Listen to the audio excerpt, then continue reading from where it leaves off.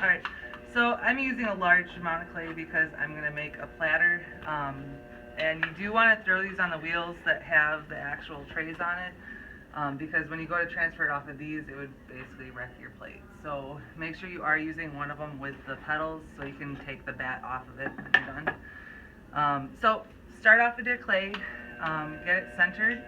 But instead of making a cone this time, we want to flatten it out to the width that you want your plate to be. So it's really important to keep this hand steady as it goes out so your clay isn't getting off center, and using the flat of my hand to push the clay down into the wheel and letting it move out towards the edge. So I'm still giving pressure from my left hand to keep it centered. I'm slowly letting it move out towards the sides. And you can see it is getting a little off center. Excuse the interruption. There's someone that needs to back right now. Please call 6137. I have a lot peeling off of my hand. So just trying to get it nice and flat.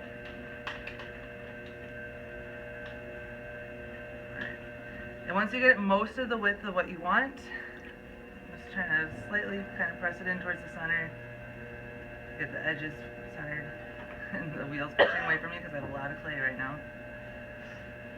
And I'm still pushing out a little bit more, flattening it out.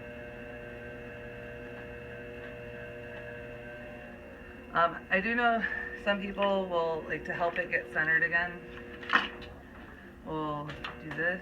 So they kind of mark where the edge of it is and then scrape off the extra to get it recentered.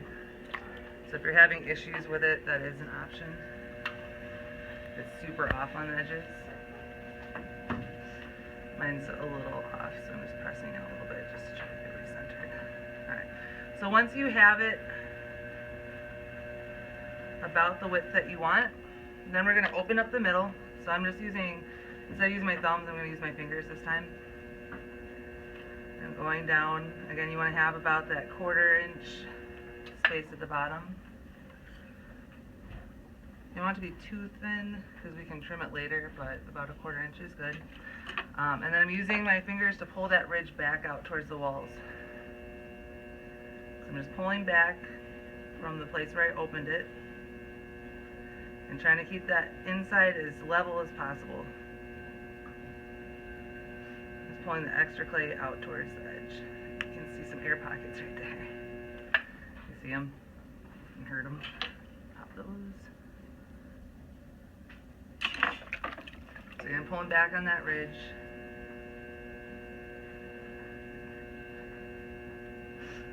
At the edge of my plate. So now, one mistake that a lot of people make when they're making plates, you think of the plates with the edges of the bowls going straight out to the sides. If you do that with this when you're throwing on the wheel, the walls are just going to collapse down and you're never going to even get it off the wheel. So just like when we're doing a cup or any other pieces, you're still pulling the walls straight up. If you want that really severe undercut, you're going to trim it off later.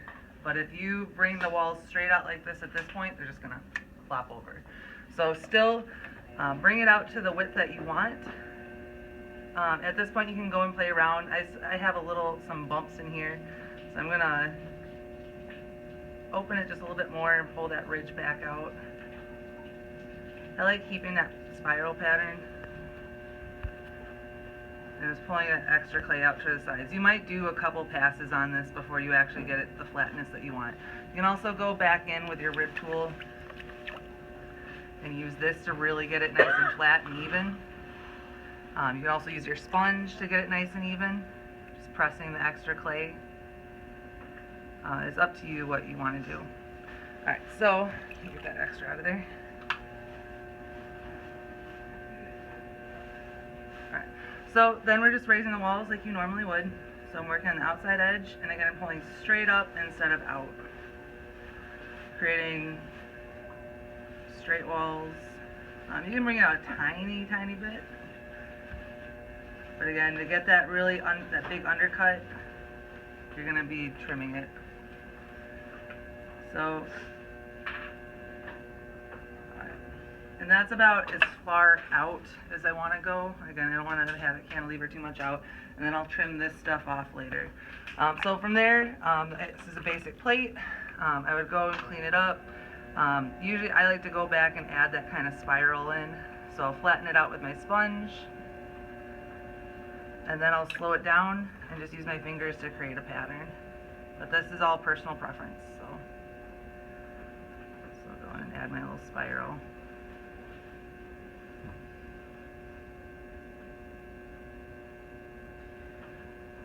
This helps even out the bottom. And then I'll clean off the edges.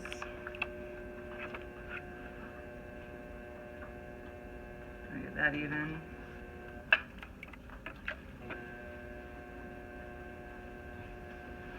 And then I'm going to do a little bit of an undercut. Again, not too much because I still want it to support it, or the clay to support the extra on the edge. So as it dries, it doesn't collapse down.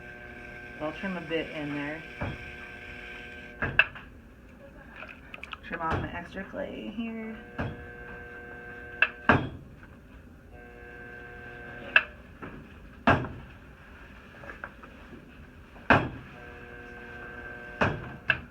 Alright, and then wire it off. I like doing this while it's, I just hit the edge, didn't I like wiring off while it's moving so it goes across even. But because the bottom is so thin, you need to make sure that you're really holding the wire cutters tight. If you do it really loose, you're going to end up cutting up into your plate and getting a hole in the bottom. So I pull them nice and tight, thumbs pushing it down into the base. I get the wheel going around just very slowly. You can see the wire going underneath as I do that. And then I'm ready to go and put it over.